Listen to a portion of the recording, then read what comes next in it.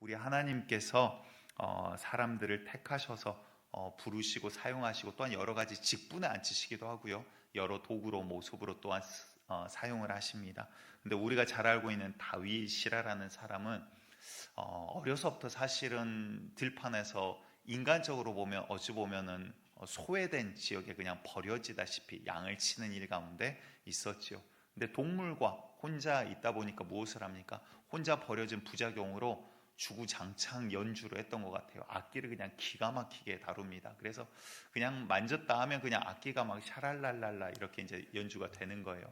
근데 노래도 아마 잘 불렀던 것 같아요. 들판에서 하나님을 찬양하죠. 주 하나님 지으신 모든 세계 찬양하는데 얼마나 아름다운지요. 하나님을 찬양하는 게 너무나도 다윗은 기쁩니다. 하나님께서 사울 왕이 그 마음 가운데 하나님을 두지 아니함을 보고 사울을 버리기로 하시고 그 다음 왕으로 다윗을 택정을 하시죠. 근데 기름을 부었습니다. 기름 부음을 받고 다음에 네가 왕이 될 거다 말을 들었지만 다윗의 인생은 어떻습니까? 굉장히 기구해요. 자기 나라의 왕에게 죽을 위기에 닥쳐서 쫓김을 받게 됩니다. 부모님 다 놔두고 자기 집 다 놔두고 그리고 도망을 하게 되죠. 이방 국가에 가서 미친 척을 하기도 하고요. 이방 국가의 장군으로서 잠시 생활을 하기도 합니다. 여러 가지 이런 우여곡절들, 자세한 일, 세세한 일들까지 하면 이루 말할 수 없을 어마어마한 고난 가운데 처하게 됩니다. 그리고 나중에는 헤브론에서 왕으로 세움을 받게 되지만 그렇다고 온전한 이스라엘 왕도 아니에요. 반쪽짜리 왕이에요. 이스라엘의 왕이 두 명이 생겨버립니다. 이제 사울의 아들인 이스보셋이라는 왕이 있고 또한 헤브론에서 다윗을 왕으로 추대한 세력이 생깁니다. 여러 가지 과정들도 수년을 걸쳐서 결국은 하나님의 뜻 가운데로 왕에 앉게 됩니다. 그런데 우리는 이 다윗을 보고 형통했다라고 볼 수 있어요. 그렇죠? 물론 어려움은 있었지만 하나님의 뜻대로 왕이 됩니다. 그런데 여러분들 우리가 하나님 믿으면 모두 다 왕이 됩니까? 그렇지 않아요. 왕은 결국 한 명이에요. 누구는 왕일 수도 있지만 누구는 저 낮은 자리에 있을 수도 있어요. 내가 원하는 어떠한 형통의 복이 주어진 자도 있지만 사업이 잘 되고 물질이 풍요로울 수도 있지만 잘 믿는데 사업이 안 될 수도 있어요. 지난 다니엘 기도회 때 그 구장로님이었나요? 섬유 회사를 운영하시는 50년 된 우리나라의 굵직한 섬유 회사를 운영하고 있지만 하나님의 말씀에 순종해서 회사 안에서 예배를 드리기 시작했더니 회사가 어려워졌어요. 예, 그럼 어떻게 된 겁니까? 저주받은 겁니까? 그것만으로 판단할 수가 없다라는 거죠. 우리는 껍데기에 많이 현혹되는 경우가 있어요. 그냥 선물에, 본질이 아니라 선물에, 포장지에 현혹되는 경우가 있더라라는 거예요. 그래서 포장지가 잘 포장되면 야, 복받았다 이 생각을 해요. 왕이 되면 복받았다, 잘됐다, 형통했다 생각을 하는데 하나님의 관점은 그것이 아니더라라는 거예요. 여러분들 또한 신약에 거지, 나사로가 등장을 합니다. 거지고요. 가감없이 그냥 이야기하면 병신이에요. 어딘가 불편해서 제대로 일할 수도 없는 육체를 가지고 있습니다. 골마 썩어 터졌던 것 같아요. 개가 와서 헌대를 핥았다라고 합니다. 무릎을 쓰지 못했던 것 같아요. 몸을 끌고 다닙니다. 그런데 그 거지가 결국 어디에 안기게 됩니까? 죽어서 아브라함 품에 낙원에 안기게 돼요. 그리고 그 앞에서 부자, 흥청망청 돈을 썼던 그 부자는 눈을 떴더니 음부에서 고통 가운데 눈을 떴다라고 표현을 하고 있습니다. 여러분들 거지 나사로는 인생의 승리자였습니다. 아멘. 여러분들 우리가 나사로와 같기를 축복합니다. 예, 몇 분 안 계신데요. 조금 이제 이야기를 바꿔보겠습니다. 신약 시대에 와서 예수 믿는다는 이름으로 수많은 자들이 핍박을 당하고 순교를 당했습니다. 사제의 밥이 되기도 하고요. 히브리서 11장을 봐보십시오. 우리가 영화에서 봤던 그 장면들이 거기 다 등장을 해요. 누구는 유리하며 집이 없고요. 핍박을 당하고요. 칼에 톱에 켬을 당했대요. 얼마나 고통스럽습니까? 사제의 밥이 되고요. 돌에 맞아 죽기도 하고요. 도망 다니고 굴에 들어가서 제대로 허리도 펴지 못하고 평생 살아야 됐던 사람들도 있어요. 그런데 그런 자들이 히브리서는 뭐라고 말씀하십니까? 세상이 감당치 못하더라. 아멘. 이들은 인생의 승리자입니다. 아멘. 또한 우리가 잘 알고 있는 욥은 어떻습니까? 고난 가운데 있었습니다. 이루 말할 수 없는 고난이에요. 사업이 잘 될 때는 남들이 다 부러워했는데 한순간 그게 다 망해버렸습니다. 무너져 버렸습니다. 그리고 심지어 아들들도 한날에 다 죽어버렸어요. 자녀들이. 그런데 이는 인생의 성공자입니다. 아멘. 그리고 또한 누가 있을까요? 우리가 성경에 짧게 나온 위인이 한 명이 있습니다. 에녹이라는 사람인데요. 여러분들 잘 알고 계시죠? 창세기에 나왔던 사람이에요. 지금 보면 이 사람도 오래 살았던 사람인데 그때 사람들은 거의 다 막 900 몇십 년, 조금 못 살면 800 몇십 년, 단명했다 그러면 800년 살고 이래요. 그런데 그 시대에 사실 에녹은 얼마 살지를 못해요. 몇백 년 살지를 못해요. 한 400여 년? 대충 어림잡아, 이제 정확한 숫자가 중요한 게 아니기 때문에. 근데 지금 중요한 게 무엇이냐면 에녹에 대해서 표현을 하면서 이렇게 표현을 합니다. 무엇이라고 말씀을 하시냐면 그가 자녀를 낳으며 하나님과 동행하였다라고 표현을 하고 있어요. 뭐 했다고요? 하나님과 동행을 하였대요. 그리고 나서 우리가 잘 아시다시피 성경에서 육신의 죽음을 보지 않고 주님 앞으로 들림을 받은 사람이 2명 나옵니다. 그중 한 명이 에녹이에요. 근데 에녹의 인생에 대해서는 왈가불가 여러 가지 이야기하지 않아요. 한마디요. 하나님과 동행하였다. 아멘. 이는 인생의 성공자입니다. 여러분들, 우리의 인생이 무엇입니까? 참 저도 많은 장례식을 보고 저희 친척, 또 할아버지 할머니를 먼저 보내드렸지만 참 교회 공동체 안에서 누군가 먼저 가신다라는 게 너무나도 남겨진 사람들이 입장에서는 아픔이고 슬픔입니다. 하지만 여러분들 그러면서 오히려 인생에 대해서 인생이라는 게 뭘까 생각을 해보았습니다. 여러분들 인생이 무엇입니까? 그냥 숨 쉬면 인생입니까? 아니더라라는 거예요. 주님께서 우리를 지으신 목적들이 있더라라는 거예요. 다시 말해 무슨 말일까요? 돈 많이 벌면 인생의 성공자입니까? 아니에요. 결코 그렇지 않아요. 그러면 어떤 권력을 주면 성공자입니까? 아니요. 그것도 아니더라라는 거예요. 성경은 뭐라고 말씀하십니까? 하나님을 가까이 함이 우리에게 복이라. 아멘.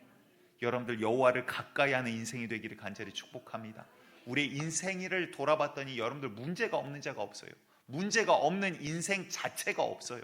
그런데 여러분들 내가 원하는 대로 내가 원하는 형통, 물질적인 형통, 건강의 형통, 죄송합니다. 지금 입술이 제가 다 터가지고 발음이 조금 세요. 양해 부탁드릴게요.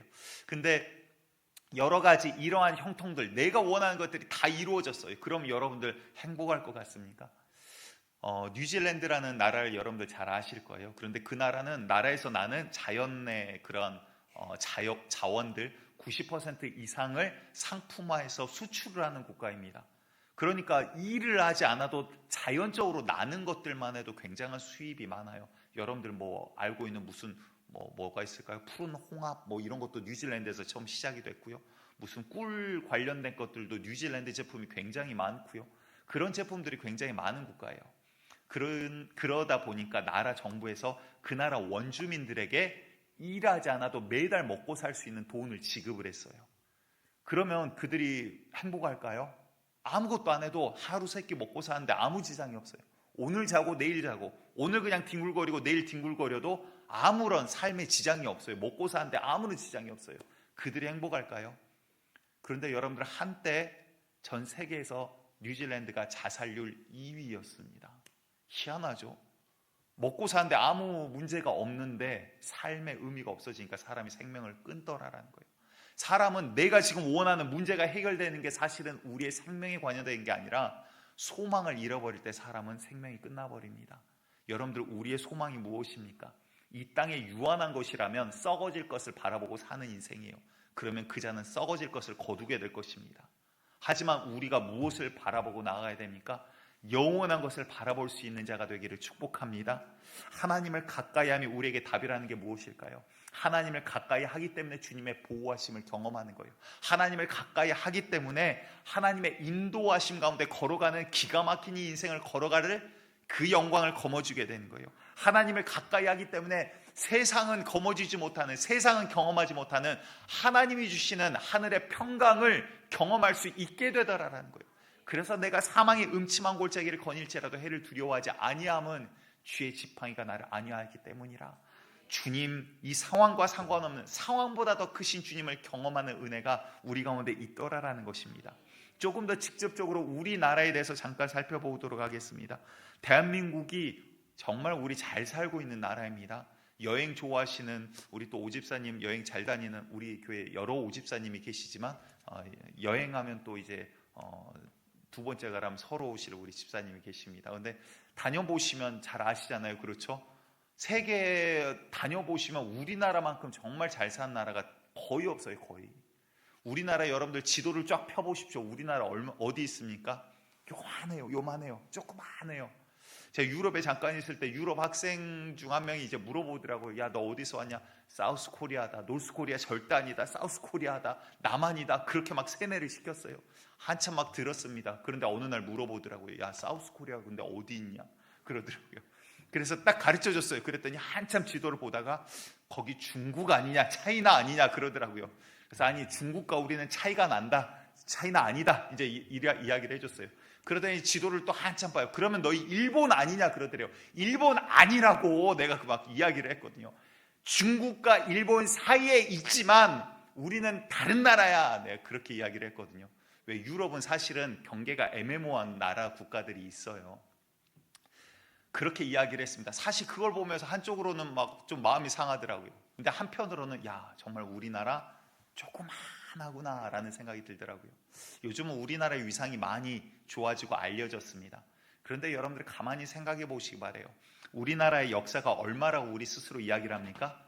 반만 년이라고 우리가 이야기를 해요. 반만 년의 역사, 어마어마한 역사죠.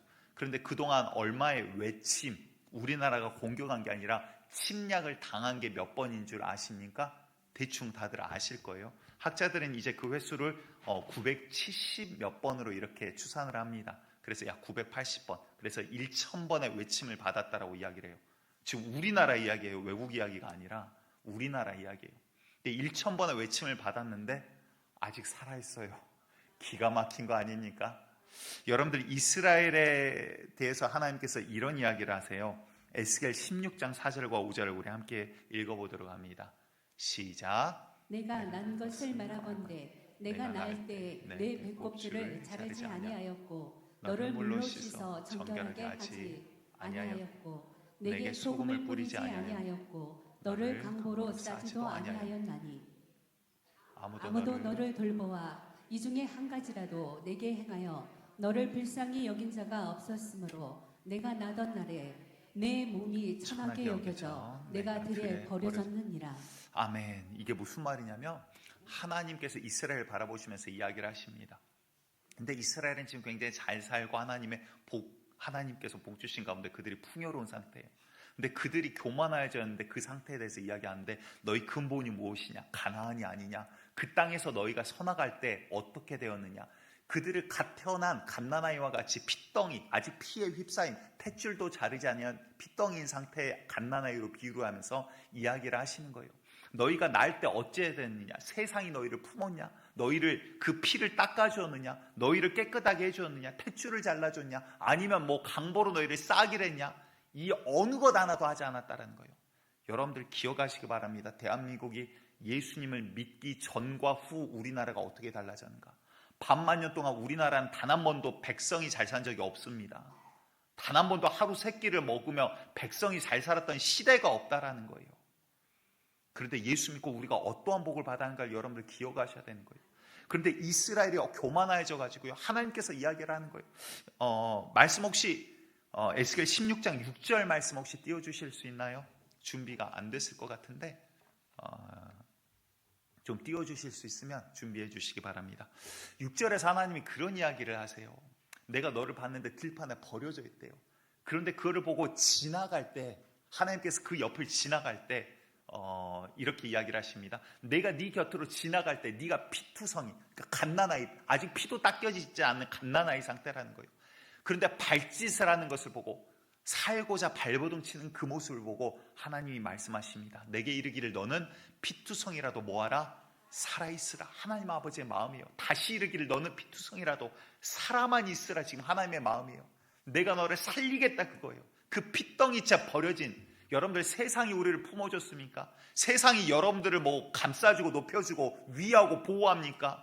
여러분들 착각하시면 안 돼요. 속지 마시라, 지금 이 말이에요. 물질이 여러분들을 보호합니까? 속지 마시라, 이 말이에요. 권력이 여러분들을 어떻게 해줍니까? 속지 마시라, 이 말이에요.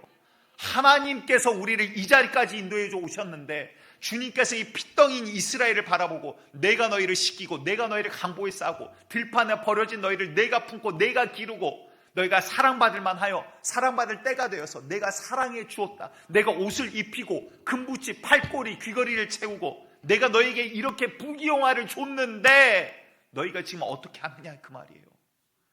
여러분들 우리나라가 예수 믿기 전 단 한 번도 국민이 잘 살았던 적이 없어요. 지도층이 탐관 오리들이 잘 살았던 때는 있지만 백성이 잘 살았던 때는 반만 년 동안 단 한 번도 없었다라는 거예요. 1000번에 가까운 그 침략을 당하면서 그 말은 무슨 말이냐면요. 몇 년에 한 번씩 전쟁이 계속 있었다는 소리예요. 아무리 길어도 1, 20년을 태평성대를 넘어갔던 때가 없었다라는 거예요. 그런데 여러분들 지금 6.25 이후에 70년 이상 전쟁이 없는 기간, 우리나라 역사상 유일무이한 기간을 우리가 지금 살아가고 있습니다. 그런데 대한민국 청년들이 한국을 보고 뭐라고 이야기합니까? 헬조선이라는 단어를 요즘 써요. 그런데 그 전한길이라는 역사 강사죠. 일타 강사 크리스찬이신데요. 그분이 그런 이야기를 하시더라고요. 야 너희들이 백석대에서 막 대학생들한테 이야기, 제가 한 건 아니에요. 손가락질 했다고 기분 나빠하지 마세요. 야 너희들이 내가 답답해서 이야기하는 거야. 그러면서 니네들이 구석기 시대 신석기 시대 태어났어. 니네는 지금 돌 갈고 있어야 돼. 막 이러면서 이야기를 하더라고요. 근데 여러분들 가만히 듣다 보니까 진짜 그래요. 어떠한 시대도 여러분들 청년이 편안했고 좋았던 시대는 없습니다. 오히려 지금과 같이 지금 우리가 잘 먹고 잘 사는 시대가 단 한 번도 없었더라라는 거예요. 여러분들 전쟁 가운데 이렇게 수많은 전쟁이 있었다라는 것, 한 번도 평안했던 때가 없어요. 청년들은 전쟁터로 끌려갔다라는 거예요. 조선시대요. 평균 수명 40대였습니다. 50 넘어가면 잘 사는 거고 60을 환갑이라는 이유는 정말 장수했기 때문이라는 거예요. 우리 어렸을 때만 해도 여러분들 아마 옛날 생각해 보십시오. 인중이나 이런데 급소 부위에 뾰루지 나가지고 치료 못해서 죽는 사람들 가끔 한 번씩 있었습니다. 또 저만 조선시대에서 온 것 같이 그렇게 목사님 도대체 왜 막 이런 표정을 짓고 계신데, 급소에 뭐 뾰루지 나고 코에 뾰루지 나면 옛날에 위험하다 그랬어요. 치료 안 하고 가만히 놔뒀다 그게 나중에 커져서 곪아가지고 생명의 위협까지도 있었던 그런 시대도 있었어요. 근데 지금 의료시설 얼마나 좋습니까? 연고, 치료제, 약국 가면 얼마나 쉽게 살 수 있고 얼마나 지금 좋은 시대를 살고 있습니까? 그런데 우리가 남들만큼 내 정욕을 채우지 못하니까 허덕이면서 어려운 시대라고 이야기를 하고 있습니다. 여러분 우리가 일본 강점기 때였다라면요, 우리가 원하지도 않은 징병을 당했을 거예요. 중국과 지금 칼 들고 싸워야 되는 시대예요. 다른 나라를 위해서 내 목숨을 버리고 핍박당해야 되는 시대예요. 여자들이요. 위안부 끌려가고 뺏기면 뺏길 수밖에 없고 강제로 유린하면 유린당할 수밖에 없던 시대가 있었다라는 거예요. 그리고 우리 6.25 때 1950년 6.25 때 사망자 사실상 정확한 추산이 되질 않아요. 예상을 하기로는 뭐 군대에 포함해서 이제 실종자 사망자들 봤을 때 학자들과 이제 그냥 어렴풋이 잡는 자료는 300만 명이 죽었다라고 이야기를 합니다. 그런데 직접적으로 죽은 거 말고요, 간접적으로 굶어 죽고 추워 죽고 얼어서 죽고 나중에 상처 입어 죽고 그런 것까지 다 하면요 500만 명에서 600만 명이 우리나라 사람이 그 당시에 죽었다라고 해요. 3년 사이에. 여러분들 얼마나 많은 사상자를 발생했습니까? 그때 태어났다라면, 저희 집도 저 나중에 크고 나서 알았어요. 저희 아버지가 큰아들인 줄 알았는데 그 위에 첫째 아들이 따로 있었대요. 근데 6.25 때 돌아가셨다라고 하더라고요. 근데 상처가 되니까 형제들 가운데, 부모님들 형제들 가운데 아무도 단 한 번도 이야기를 꺼내지 않으세요. 나중에서 크고사 저도 들어서 알았습니다. 여러분들 이처럼 우리나라가 어마어마한 위기들 가운데 걸어왔지만 오늘날 우리가 예수 믿고 어떤 복을 받았는가를 기억을 하셔야 된다라는 거예요. 제 둘째 고모님이 이제 지금으로부터 뭐 한 4, 50년 전 저 태어나기 전일 것 같아요. 미국으로 결혼하셔서 가셨어요. 근데 아이고 이거 집안일이기는 한데 저희 할머니가 고모부가 마음에 안 드셨는지 아무튼 뭐 약간 그랬던 것 같아요. 그래서 한국에를 한동안 안 들어오셨어요. 뭐 물론 미국에 뭐 없이 가셔가지고 어렵게 사셨겠죠. 근데 그래도 미국에서 부부가 두 분 다 의사여가지고 뭐 부족함 없이는 살았던 것 같아요. 근데 지금으로부터 뭐 한 약 20여 년 전에 한국에, 그러니까 그분 입장에서는 수십 년 만에 한 20, 30년 만에 한국에를 들어오신 거예요. 그리고 옛날 한국만 생각을 하고 미국에서 살다가 들어왔더니 그분이 보고 이제 저를 처음 보잖아요. 아이고 네가 한길이냐. 그리고 나서 나왔던 대사가 제 얼굴을 보는 게 아니라 우리나라 건물들을 막 보면서 어머 감탄사가 막 어머 휴대폰 봐 어머 막 이러시더라고요. 도대체 우리나라를 어떻게 생각한 거예요? 약간 자존심 상하더라고요. 여러분들 미국은요 우리나라보다 1인당 국민 GDP라고 하죠. 국민 총 생산량이 훨씬 높아요. 2배가 넘어요. 지금 1위가 미국인데요. 8만 불이 넘고요. 우리나라가 3만 4천 불이에요. 그러면 우리나라가 미국보다 뭐 2분의 1도 못 되게 삽니까? 나라로 보면 그럴 수 있어요. 근데 여러분들 미국 가서 보세요. 개인 사는 거 제가 볼 때 우리나라가 결코 못 살지 않아요. 여러분들 사는 게 미국 사람들 사는 거 못지 않아요. 세계 1위 국가에 비교해도 지금 우리나라가 못 살지 않더라라는 거예요. 이런 은혜가 어디에서 왔습니까? 우리나라가 열심히 해서 지금 잘 삽니까? IMF 한강의 기적이다? 여러분들 우리가 속으면 안 돼요. 한강의 기적이면 반만 년 동안 왜 단 한 번도 없었냐 그 말이에요. 왜 오늘 한 번밖에 없냐 그 말이에요. 그걸 이루신 분이 누구냐 이 말이에요. 우리가 그동안 열심히 살지 않아서 우리나라가 못 살았냐 이 말이에요. 아니더라 그 말입니다. 하나님 믿고 주님께서 부어주신 은혜가 우리 가운데 있더라라는 것입니다. 하나님께서 부어주셨는데 살려주시고 채워주시고 오늘 이 나라까지 우리나라 GDP로는요 지금 13위 정도 됩니다. 1위가 미국이고 2위가 중국, 혹은 이제 유로 연합으로 보면 중국보다 이제 유로 연합이 더 위에가 있죠. 그런데 연합으로 보지 않았을 땐 2위가 중국, 3위가 지금 독일하고 일본이랑 왔다 갔다 해요. 원래는 3위가 일본이었는데 지금 올해는 3위가 독일이고 4위가 일본인 것 같습니다. 우리나라가 지금 GDP로는 13위 정도, 그리고 경제 수출 규모로는 12에서 9위 왔다 갔다 합니다. 지도에서 펴봤더니 우리나라 어디 있는가 보이지도 않아요. 그런 나라를 하나님이 들어서 지금 세계 10손가락 안에 넣어주셨다는 거예요. 일방적인 은혜를 부어주시고 정말 세계 어디 가도 우리나라보다 잘 사는 나라가 이제는 없다 할 정도인데도 우리는 갈급해하고 부족하다 그러고 못 살겠다라고 이야기를 하고 있다라는 겁니다. 여러분들 우리가 하나님께서 어떤 은혜를 부어주신가 기억하셔야 돼요. 과거에 우리나라의 어떤 대통령이 그런 이야기를 합니다. 하나님, 이야기가 아니라 기도를 그렇게 하죠. 하나님, 이 나라가 GM 1인당 국민 총 생산량이 1인당 GDP가 1만 불만 넘어도 잘 살 것 같아요. 그런 꿈을 꿉니다. 그리고 나서 했던 기도가 있어요. 하나님, 이 나라의 기독교인을 100만 명만 주시옵소서. 그러면 나라가 잘 살 수 있을 것 같아요. 물론 이제 그분이 뭐 잘한 것도 있고 못한 것도 있겠죠. 고 이승만 대통령이 그런 기도를 했다라고 저는 들었습니다. 근데 그리고 나서 기가 막힌 것은요, 우리나라 기독교인이 100만 명이 될 때 정확하게 우리나라 GDP가 1만 불을 넘어서게 됩니다. 하나님께서 그 기도를 듣고 누군가의 기도를 통해서 이 나라를 만들어가고 계시더라라는 거예요. 사람의 계산이 아니라 그냥 하나님 앞에서 내뱉은 기도였던 것 같은데 내 안에 계신 성령께서 미래를 보시고 예언하게 하시더라 이 말이에요. 여러분들 이런 수많은 믿는 자들의 기도들을 통해서 오늘날 우리가 살고 있는 이 대한민국이 만들어져 왔다라는 것입니다. 지난주 말씀이 무엇이었습니까? 왕을 기쁘시게 하는 것 1. 지난 한 주 하나님을 어떻게 기쁘시게 하셨습니까? 지난주 말씀 기억하시죠? 우리가 회개와 전도에 대해서 이야기했어요. 한마디로는 하나님 앞에 돌아오라 이 말이에요. 하나님 앞으로 돌이키라 그 말이에요. 그 자리에서 후회한다고 한들 후회해도 그 자리에 있으면 죽어요. 하지만 탕자가 돌아왔을 때 아버지 품에 안기더라 그 말이에요. 돌아왔을 때 그 배가 굶주린 배가 채워지더라 그 말이에요. 돌아왔을 때 추위에 떨던 그 몸이 좋은 옷으로 감싸지더라 그 말이에요. 주님 앞으로 돌아옴이 우리에게 능력입니다. 다른 말로 하면 여러분들 내 앞에 우상들, 다른 거짓신들, 왕들을 무너뜨려야 되더라라는 거예요. 하나님이 아닌 다른 것들을 섬김이 아니라 우상은 무너지고 하나님 앞에 나아가는 것이 우리에게 능력이더라라는 거예요. 오늘 이어서 똑같은 말씀 또 반복합니다. 우리에게 능력은 무엇입니까? 답은 무엇입니까? 주님을 가까이 하면 우리에게 능력이고 답입니다. 하나님을 떠나면 우리는 선물만 보지만 선물이 중요한 게 아니라 하나님을 떠나면 우리에게 멸망밖에 절망밖에 없고 하나님 가까이 있을 때 하나님 안에 있을 때 우리에게 생명이요 능력이라 이 말입니다. 하나님께서 이스라엘의 초대 왕으로 사울을 세웁니다. 겸손한 자였어요.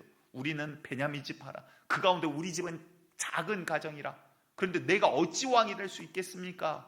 그렇게 이야기했던 사울이에요. 그런데 그게 왕이 되고 블레셋과 싸워야 되는데 하나님의 능력이 아니라 하나님의 손이 아니라 무엇을 봅니까? 군대와 사람을 봐요. 하나님 이 군대 없으면 못 싸웁니다. 하나님의 말씀을 어겨가면서까지 사람을 붙잡으려고 해요. 그러자 어떻게 됩니까? 사울은요, 이성적이었지만 신앙적이지 않았습니다. 하지만 다윗은 어때요? 물론 이성적입니다. 하지만 내 이성보다 하나님을 더 우선시했다 이 말이에요. 여러분들이 이성적이어야 돼요. 막 감정적으로 야 오늘 은혜 받으니까 막 대출 받았고 막 헌금해야지, 그러란 말 안 해요. 성경에서 그러는 소리도 없어요. 그런데 여러분들 중요한 거 뭐예요? 이성적이시기 바랍니다. 그런데 이성적으로 생각해 보세요. 하나님은 어떠한 분인가? 그 은혜가 얼마나 큰가? 진짜 이성적이면 이건 감당 못할 은혜가 분명히 있다 이 말이에요.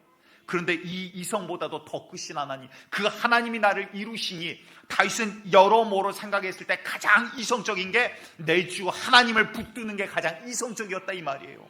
여러분들 우리에게 그와 같은 신앙이 있기를 축복하고 또 축복합니다.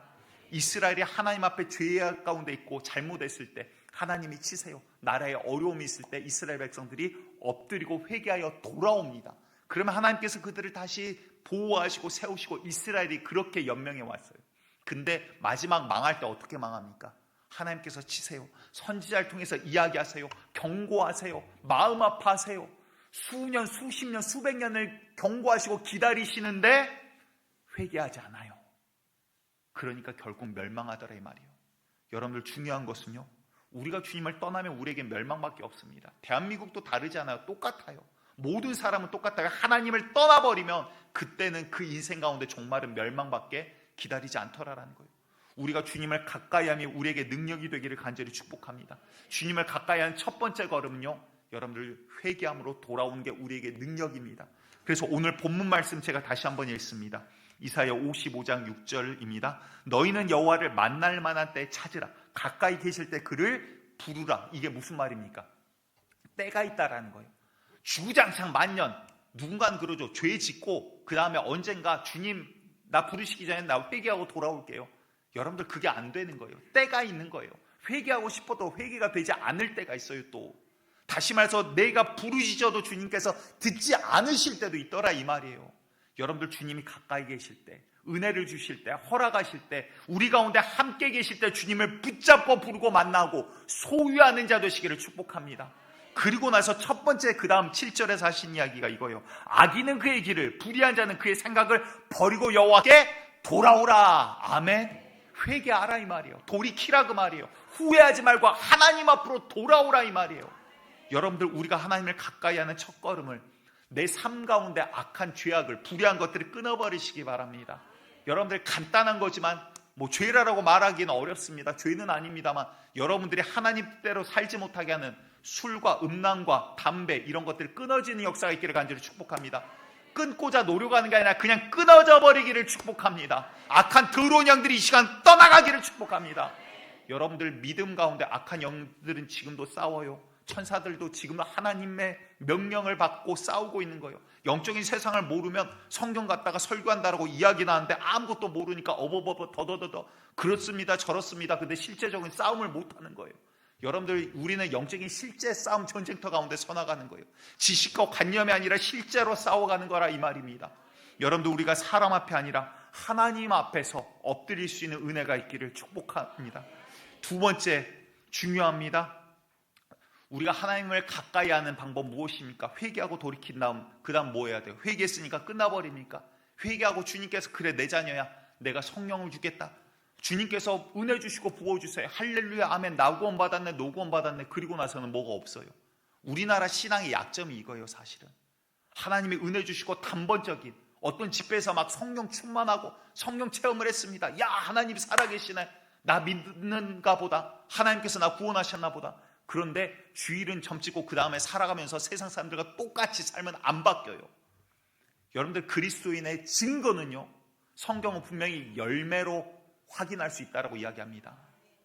열매 모양이 있다고 구원받은 것은 아니지만 구원받은 자는 열매가 드러날 수밖에 없다 그래요. 예수 믿는데 아직도 도둑질하고 있어요. 이거 아닌 거예요. 예수 믿는데 아직도 음란이 끊어지지 않아요. 아직 회개가 안 된 거예요. 예수 믿는데 아직도 하나님께서 싫어하신 것들이 가득 있어요. 싸우셔야 되는 거예요. 포기하지 마시기 바라요. 오늘도 싸우셔야 되는 거예요. 근데 이게 무엇을 기준으로 싸웁니까? 목사의 말? 아니요. 목사의 말도 하나님의 말일 때 능력인 거지 사람의 말로 나가면 이거는 목사의 그냥 개인의 말이 돼버리는 거예요. 여러분들은 하나님의 말씀이 우리에게 지침서요, 절대적인 지표라 이 말입니다. 하나님께서 이 성경을 우리에게 왜 주셨어요? 이 수천 년에 걸쳐서 1600년에 걸쳐서 쓰여진 성경, 이것을 왜 구별하셔서 우리에게 오늘날 이렇게 주셨냐 이 말이에요. 수천 년이 지나도 절대적인 베스트셀러. 왜 그럴까요? 하나님의 말씀을 우리에게 주셨는데 우리는 항상 성경을 부적처럼 들고 다녀요. 이제는 요즘에 앞에 띄워주니까 교회 오는데 성경도 아예 안 들고 다니셔. 집에서도 성경 어디 있는가 가끔 이제 자녀 부릅니다. 동수야, 가서 성경 좀 찾아봐라. 교회 가야 되겠다. 어디 있는지 본인도 몰라. 여러분들 하나님 말씀을 귀히 여기시기 바랍니다. 성경책을 귀하게 여기라는 게 아니라 귀의 말씀을 하나님 말씀하세요. 지금 내가 돌에 이렇게 새기지만 내 자녀들 세대는, 자녀들 때는 내가 그들의 마음에 새겨버리겠다. 그때가 지금이라 이 말입니다. 하나님의 말씀이 우리의 마음 가운데 있기를 간절히 축복합니다. 주의 말씀은 말씀 자체가 능력입니다. 왜? 우리 하나님은 말씀하시고 말씀을 이루시는 분이기 때문에. 우리는 말하지만 이 말을 이룰 능력이 우리에게는 없지만 주님은 말씀하시고 말씀을 이루시는 분이 우리 하나님이시라 이 말이에요. 그래서 세상을 창조하실 때도 빛이 있으라 하시니 어떻게 됩니까? 빛이 있었고 아멘, 끝나버린 거예요. 다른 이유가 필요 없어요. 하나님의 말씀은 그대로 이루어 나가시는 게 하나님의 능력이라 이 말입니다. 하늘에서 여러분들 비가 내립니다. 그러면 비가 어떻게 돼요? 떨어져요. 떨어지면 어떻게 돼요? 다시 올라갑니까? 그냥 안 올라가죠. 어떻게 돼요? 땅에 스며들어요. 강을 이루고 천을 이루고 바다로 다시 흘러가기도 하고 수증기로 돼서 다시 올라가기도 합니다. 이런 여러 가지 대기의 순환들이 있어요. 그런데 비가 떨어질 때 그냥 오는 것이 아니라 떨어지고 땅에 스며들고 흘러 들어가면 그 자리에 뭐가 돼요? 싹이 트고요, 씨가 뿌리를 내리기 시작해요. 나무가 자라게 만들더라 이 말이에요. 하나님의 말씀도 마찬가지입니다. 우리에게 하나님의 말씀이 내 영혼 가운데 뿌려질 때 그냥 지나가는 것이 아니라 그 하나님의 말씀은 생명력 있어서 우리를 살아나게 하더라 이 말이에요.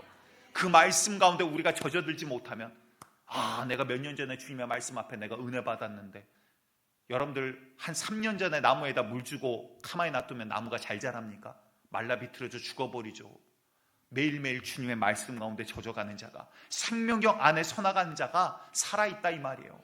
여러분들 아프신 분들도 있고 그래서 제가 공개적으로 이야기를 그동안 말씀을 안 드렸지만 하나님이 또 일하고 계시니까 교회 안에도 수많은 하나님의 귀한 간증들이 있습니다. 물론 단순한 기적과 이사만이 하나님의 능력이라 말하는 건 아닙니다. 정말 중요한 건 하나님을 가까이 함이에요. 아멘. 근데 여러분들 최근 몇 주 사이에 여러분들 잘 알고 있는 우리 임성도님 처음 본 이름을 말씀드린 이유는 이제 대부분 알고 계시니까 처음 우리 교회 오실 때 피토하셨어요. 폐에 문제가 있었고 제대로 숨도 잘 못 쉬셨어요. 나중에 이제 이야기하시더라고요. 자기 이러이러해서 몸이 지금 많이 안 좋다. 그래서 음식도 이것저것 가려야 되는 것 되게 많다. 못 먹는 것들도 있다. 이런 것들도 이야기를 막 하셨습니다. 그동안 모른 채 해달라 그래서 아는 척을 안 했어요. 그런데 몸이 안 좋으니까 안 좋은 큰 병이 있다는 판정을 받을까 봐 병원 가는 걸 두려워하셔서 그동안 안 가셨어요.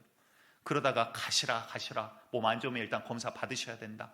3개월 전에 검사 받았는데 폐가 상태가 많이 안 좋대요. 구멍이 큰 게 3개가 있대요. 게다가 덩어리도 큰 게 있고 그 다음 다른 무슨 박테리아인가 병균도 있어가지고 이거 보통 문제가 아니다. 이거 덩어리 큰 거는 정밀검사 항암이래요. 암 검사도 해봐야 된다. 여러 가지 아무튼 심란했습니다. 그런데 2주 전인가요? 3주 전인가요? 3개월 있다가 다시 검사 받으러 갔어요. 근데 의사가 깜짝 놀래요. 구멍이 다 메꿔졌대요. 덩어리 큰 것이 너무나도 작아져서 이거는 이제 치료고 다른 거 안 해도 일단 드리는 약만 드시고 정기검사만 한번 받아보시면 될 것 같아요. 더 이상 병원 안 오셔도 돼요. 할렐루야, 우리 주님 살아계십니다.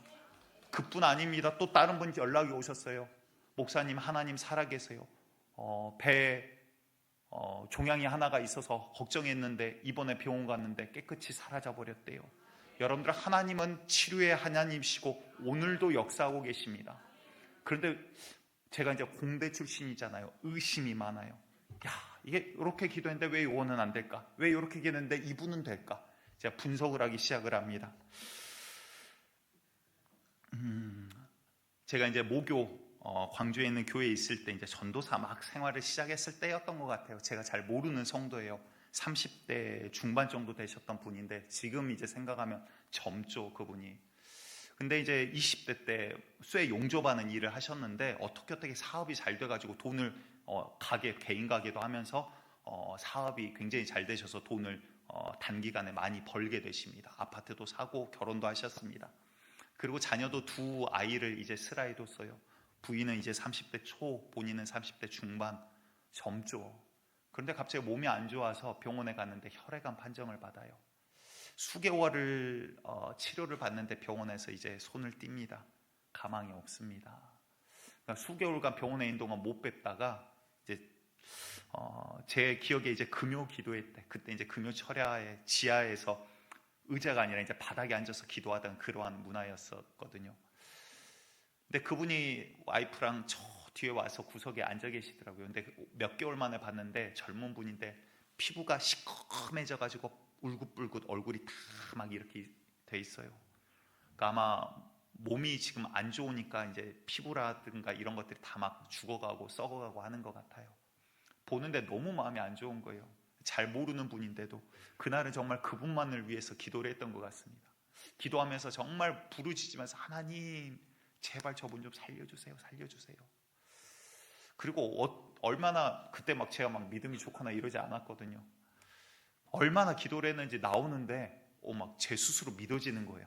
야, 오늘 뭔가 하나님 역사하실 것 같아. 막 이 마음이 막 마음에 드는 거예요. 그리고 나서 한 3, 4일 정도 있다 그분이 돌아가셨다는 소식을 들었어요. 그리고 나서 그 소식을 듣자마자 제가 너무 힘이 막 빠지는 거예요. 야, 그렇게까지 확신이 들었는데 하나님, 제가 이게 사실은 나중에 하나님이 알려주셨는데 이게 굉장히 교만한 거거든요. 하나님, 제가 이렇게까지 기도를 했는데 그러면 기도 왜 한 거예요? 이 생각이 막 드는 거예요. 하나님, 내가 이렇게까지 기도를 했는데 하나님 안 들어주실 거면 이 기도가 뭐예요? 근데 우리 주님 약속해 주시거든요. 내 이름으로 구하라. 그리하면 내가 그대로 시행하리라. 그때는 몰랐어요. 하나님, 내가 예수의 이름으로 기도했잖아요. 근데 왜? 우리 말씀 한 구절 읽어보도록 하겠습니다. 요한복음 15장 7절과 8절입니다. 시작. 너희가 내 안에 거하고 내 말이 너희 안에 거하면 무엇이든지 원하는 대로 구하라. 그리하면 이루리라. 너희가 열매를 많이 맺으면 내 아버지께서 영광을 받을 것이요 너희는 내 제자가 되리라. 우리 박자 맞춰서 말씀을 조금 빠르게 잘 넘겨주시기 바랍니다. 그런데 여러분들 7절 말씀 잘 보셔야 돼요. 중요합니다. 너희가 내 안에 거하고 내 말이 너희 안에 거하면, 이게 무슨 말이에요? 하나님을 가까이 하면, 너희가 함께하면, 하나님의 영이 우리 가운데 있고 하나님의 말씀 가운데로 우리가 정말 주님 안에서 걸어가면 그게 무슨 말일까요? 그동안 내가 내 생각, 내 정욕으로 구했더라고요. 그러면서 하나님 기도했는데, 우리가 그러잖아요. 저부터서도 사실은 그랬거든요. 성경 말씀 앞뒤 딱 잘라버리고 내게 필요한 말씀만 딱 보고 레마의 말씀이네, 아이고 은혜 받았네. 아니에요. 성경 전체가 레마입니다. 살아있는 말씀이요, 우리에게 하신 말씀입니다. 앞뒤 자르면 그건 이단 돼버리는 거예요. 전체 말씀 뭐라고 주님 말씀하신가 봤더니, 우리가 주님 안에 있으면 우리 안에 계신 성령이 우리의 입술을 통해서 기도하시겠다라는 거예요. 구하시겠다라는 거예요. 주의 영광을 위해서 구할 때 주님께서 우리를 통하여 일하시겠다라는 거예요. 그래서 거룩한 열매를 내가 너희 가운데 맺게 할 거야. 너희의 정욕이 아니라. 성령은 무엇입니까? 너희 육신의 소욕과 거스른대요. 육신의 소욕을 너희가 하고자 하는 것을 하지 못하게 하려 함이래요. 다시 말해서 내가 하고자 하는 정욕을 꺾어버리고 하나님의 뜻을 우리의 삶 가운데 이루게 하기 위해 오신 게 성령이라는 거예요. 그분이 우리를 통해서 그분 앞에 기도할 때 그분께서는, 그래, 나의 영이 나에게 구하는구나, 내가 그대로 시행하리라. 예수의 이름으로 그대로 이루어진다라는 거예요. 그래서 여러분들, 더러운 귀신들이요, 내가 내 능력으로 예수의 이름으로 구한다, 나가라. 이거 스게와 일곱 아들들이 그짓하다가 귀신한테 두드러 맞고 도망가는 거잖아요. 근데 성령께서 내 입술을 통해서 명령하실 때 더러운 귀신은 그 앞에 굴복하더라 이 말이에요. 하나님의 영이 우리 가운데 지배할 때, 내가 그의 말씀 가운데 있을 때, 내 능력, 어떠한 신비한 체험, 이게 이야기가 아니에요. 하나님의 말씀은 살아있더라 이 말이에요. 그대로 역사하더라 이 말이에요. 머리로만 아는 신학이 아니라 이 머리가 우리가 성령을 통해서 기도 가운데 주님의 능력을 경험하게 되더라 이 말이에요. 주님께서는 이를 통해서 내가 너와 함께 하겠다, 내가 너를 붙든다, 내가 너희 가운데 역사한다, 살아있다라는 걸 나타내시는 거지, 내가 하고자 하는 어떤 능력을 나타내는 게 신앙이 아니더라 이 말이에요. 오늘 중요한 것, 우리가 주님과 함께함이 우리에게 능력입니다. 함께하기 위해서 주님께서 우리에게 말씀하십니다. 하나님의 말씀이 우리에게 능력입니다. 그래서 함께하는 것은요, 여러분들 이제 말씀 보셔야 되는 거예요. 성경 들고 다닌 게 아니라 집안에 한 구석에 놔둔 게 아니라 매일매일 내가 살기 위해서 하나님의 말씀 가운데 하나님은 어떠한 분인가, 내가 몇 장 받습니다, 이것도 너무나도 귀해요. 근데 그게 아니라 이 말씀이 내 영혼에게 오늘 뭐라고 말씀하시나, 주님께서 나에게 뭐라고 말씀하시나, 살아있는 말씀을 경험하는 우리 노은교회 되기를 간절히 축복합니다. 한 여자 연예인 분께서 그런 간증을 이야기합니다. 요즘 여러분들 연예계가 사실은 굉장히 죄악과 음란이 많은 곳이거든요. 세계 어떤 곳보다도. 그런데 하나님께서 그곳을 지금 바꾸고 계세요. 정말 수많은 연예인들이요, 지금 하나님 앞으로 돌아오고 있습니다. 우리나라 상황이에요. 근데 한 연예인이 그런 이야기를 해요. 본인이 결혼하고 아이가 생기지 않았대요. 그래서 남편과 함께 이제 검사를 받으러 가는데 병원에서 그렇게 이야기를 하더래요. 확률은 10% 정도 남았습니다. 이 말은 의사가 그냥 직접 이야기를 한 거예요. 의학적으로 볼 때는 임신은 불가능합니다 라는 판결이에요. 10%란 말은 그런 뜻이에요. 그리고는 좌절 가운데 있는데 조혜련 씨가 그분한테 이 이야기를 하더래요. 나랑 같이 성경 통독 한번 해보지 않을래? 라면서 이야기를 하는데 조혜련 씨가 중간에 그런 이야기를 했대요. 하나님께서 태초부터 당신을 통해 아이를 예비해 두셨어 라고 이야기를 하는데, 그 말이 마치 이미 이루어진 것 같이 갑자기 믿어지더래요. 막 신앙이 좋았던 분이 아닌데 그냥 조혜련 씨가 하는 그 이야기가 갑자기 그냥 진짜로 이미 이루어진 것처럼, 실제인 것처럼 믿어져 버리더래요. 그래서 야, 이거 신기하다. 그리고 나서 이제 성경 통독을 같이 하기로 했습니다. 7개월이 딱 걸리더래요. 기도하고 말씀 보고, 기도하고 말씀 보고. 그런데 신기하죠. 그분의 간증의 마지막은 이렇습니다. 7개월이 끝나고 나서 임신하게 되었다라고 하나님께서 생명을 태 가운데 마지막 성경 딱 끝나는 그날 하나님께서 허락을 해주셨다라는 거예요. 여러분들 누구는 임신했으니까 야, 하나님이 함께 하시네. 누구는 그러면 기도했는데 7개월 지났는데 못했으니 지금 그거 아니라라고 지금까지 말씀을 드린 거예요. 중요한 건 무엇입니까? 하나님을 가까이 하는 방법이 뭐예요? 말씀 보셔야 돼요. 기도하고 보세요. 그냥 눈으로 보지 마시고, 하나님, 주님 말씀 봅니다. 하나님, 나에게 오늘 말씀하여 주시옵소서. 내 영혼에게 말씀하여 주시옵소서. 내 영혼이 주의 말씀을, 생명을 받아 먹어야 오늘 삽니다. 하나님의 말씀을 사모함으로 기도하고 말씀, 기도하고 말씀. 여러분들, 우리가 왜 돈 벌어요? 살려고 돈 벌어요. 왜 일하십니까? 그랬더니 먹고 살아야죠 그러시더라고요. 여러분들, 돈 있어야 산다라고 생각하십니까? 건강 있어야 산다라고 생각하십니까? 자녀가 내 말대로 잘 따라줘야 산다라고 생각하십니까? 아니면 남편이 내 뜻대로 해줘야지 행복할 거라 생각하십니까? 아니라는 거예요. 아니라는 거예요. 여러분, 100년 전, 200년 전에도 똑같은 질문들을 던졌습니다. 먹고 살라고 일하죠. 그분들 지금 살아있나요? 죽었어요. 우리 하나님 뭐라고 말씀하십니까? 나는 죽은 자의 하나님이 아니요 산 자의 하나님이라. 나는 아브라함과 이삭과 야곱의 하나님이라. 이들은 살아있는 자라, 이 말이에요. 주님께서는 우리를 육신의 삶이 끝날 때 죽었다라고 보지 않으세요. 그 영혼은 내가 거뒀으니 살아있다, 이 말이에요. 우리 하나님은요, 죽은 자의 하나님, 심판받을 자의 하나님, 지옥에 가는 자들의 하나님이 아니라, 이 말이에요. 나는 산 자의 하나님이라. 난 너를 살리겠다, 지금 이야기를 하고 있는 거예요. 그래서 내 말은 생명이니, 예수님께서 말씀하시죠. 나는 내 피를 받아 마시라. 내 살을 먹으라. 나는 하늘의 떡이다. 그 이야기가 뭐예요? 너희 안에 내가 함께하기를 원한다. 나를 가까이 하라. 말씀 가운데 거하라. 기도하라. 주님을 더욱더 사모하라. 그것이 너에게 생명이야. 그것이 너에게 복이야. 라고 말씀을 하고 계시더라, 이 말입니다. 하나님을 떠나 있는 영적인 상태를 스바냐서에서는 이렇게 이야기합니다. 스바냐 3장 1절과 2절 같이 읽습니다. 시작. 패역하고 더러운 곳 포악한 그 성읍이 화 있을진저 그가 명령을 듣지 아니하며 교훈을 받지 아니하며 여호와를 예배하지 아니하며 자기 하나님에게 가까이 나아가지 아니하였도다. 아멘. 이게 무슨 말이에요? 패역하고 더러운 곳, 포악한 그 성읍에 대해서 이야기를 하는데요. 그들의 특징이 뭡니까? 명령을 듣지도 않고요, 교훈을 받지도 않아요. 여호와를 의뢰, 기도도 않고 신뢰도 않고 의뢰하지 않는데요. 그리고 자기 하나님에게, 자기 하나님, 믿지 않는 자들이 아니에요. 이스라엘 백성에 대해서 이야기하는 거예요. 자기 하나님에게 가까이 나아가지 아니하였도다. 여러분들, 잠시 내가 죄 가운데 쓰러져도 나중에 회개하면 되지, 나중에 있을 것 같습니까? 내일 내가 숨 쉰다라고 누가 감히 장담할 수 있습니까?